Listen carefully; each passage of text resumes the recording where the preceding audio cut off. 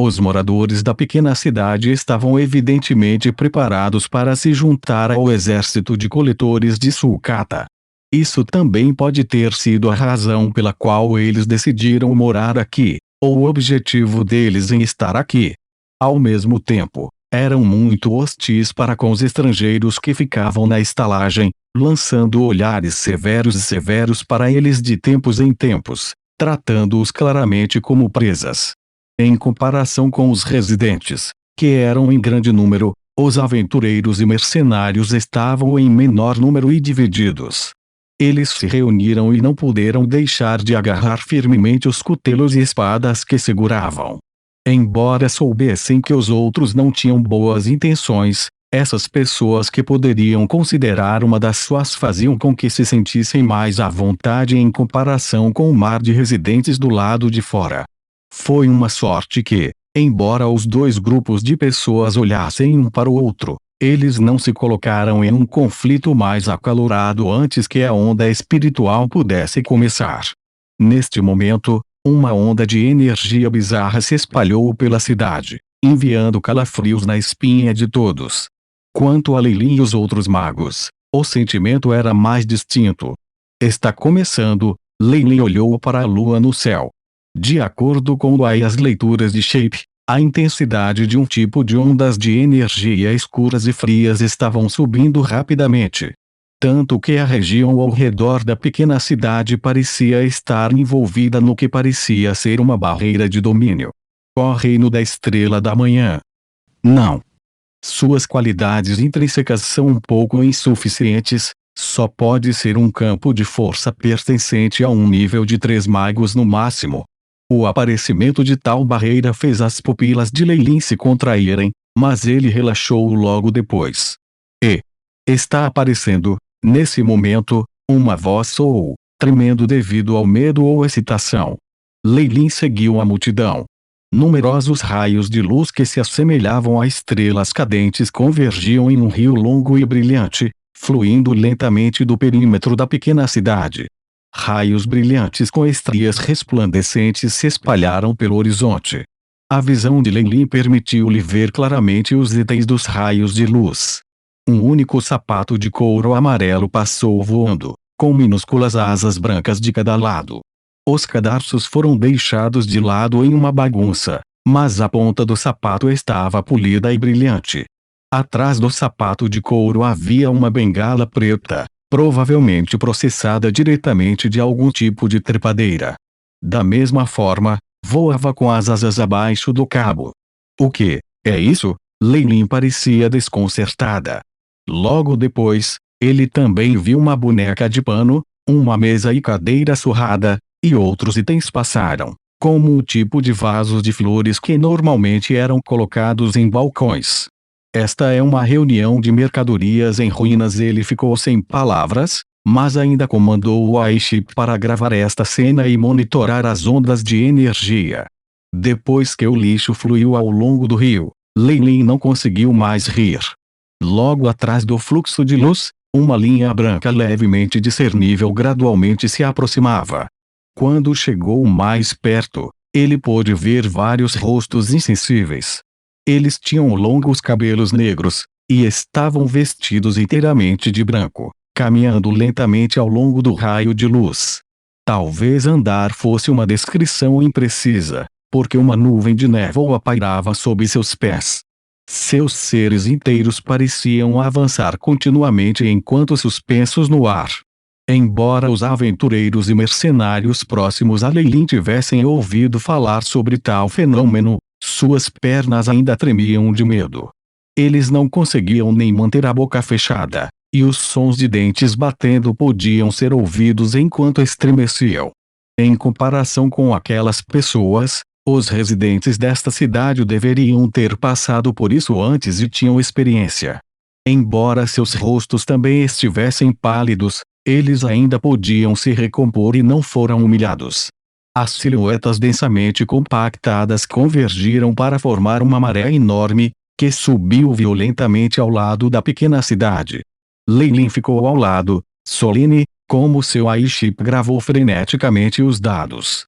Há tantos espíritos. Talvez algo importante tenha acontecido nas proximidades, e isso pode estar relacionado à radiação de alta energia. De fato, muitos dos estranhos avistamentos observados em todo o continente central foram causados por batalhas entre magos de alta patente ou contaminação por radiação. Tais fenômenos geralmente não desapareciam mesmo depois de milhares e milhares de anos e, em vez disso, expandiam-se para fora incessantemente, disputando o território com os humanos que viviam lá. Assim, a prevenção e cura de tal contaminação foi um tema de pesquisa quente para muitas das grandes forças. Numerosos fantasmas brancos se contorciam em direção a uma determinada direção sem pressa. Entre eles estavam machos e fêmeas, crianças e idosos, mas todos eram inexpressivos. Seus cabelos estavam soltos e cobriam as pupilas. Um fenômeno tão estranho fez até o couro cabeludo de Leilin formigar. As almas sempre foram vistas como algo altamente bizarro e idealista. Em sua busca por mais conhecimento, ele não teve escolha senão seguir em frente. Neste momento, o avô e neto que ele estava observando com sua força da alma de repente fez um movimento. Ao ver a onda de inúmeros espíritos, o idoso Magus parecia empolgado e pegou um caderno amarelado. Ele parecia estar fazendo comparações, e até deixou a cidade em segredo. Por outro lado, os outros dois magos trocaram olhares. Depois foram para os cantos separados e tiraram vários materiais de suas vestes para exibir em si mesmos. Eles provavelmente estão tentando usar o poder da onda espiritual para alquimizar os itens mágicos que estão chegando. As habilidades alquímicas de Leilin eram altas o suficiente para ele ser um grande mestre. Com apenas um leve olhar, ele imediatamente encontrou uma pista.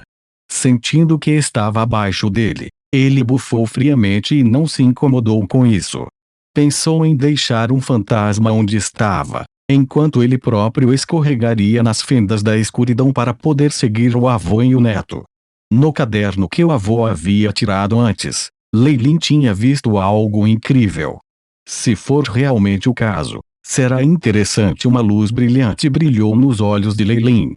Avô, será que realmente estaremos em volta desses espíritos? O neto era apenas um acólito covarde. Vendo os espíritos translúcidos, ele puxou a manga do velho Magus com medo, o rosto pálido. Esses espíritos são do nível mais baixo, e não são propensos a atacar. O que há para ter medo? O velho mago reprovou, aparentemente se sentindo um pouco impotente. Embora seu neto tivesse habilidades inatas e decentes, ele não teve muita coragem de falar. Mas estamos prestes a integrar o mar de espíritos diretamente.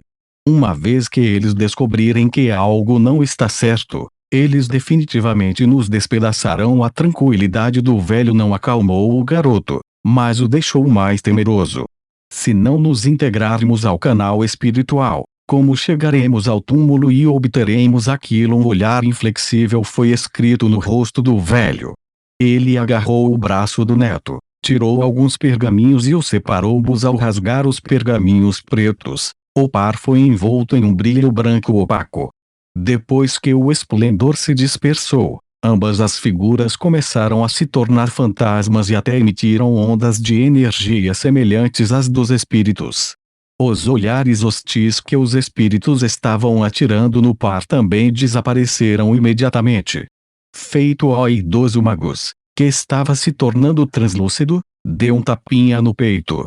Este é um feitiço que tem sido transmitido para nossa família por gerações, o que pode fazer com que esses espíritos nos vejam temporariamente como seus semelhantes. Vendo isso, o menino finalmente se sentiu à vontade e se espremeu na corrente de espíritos junto com o velho.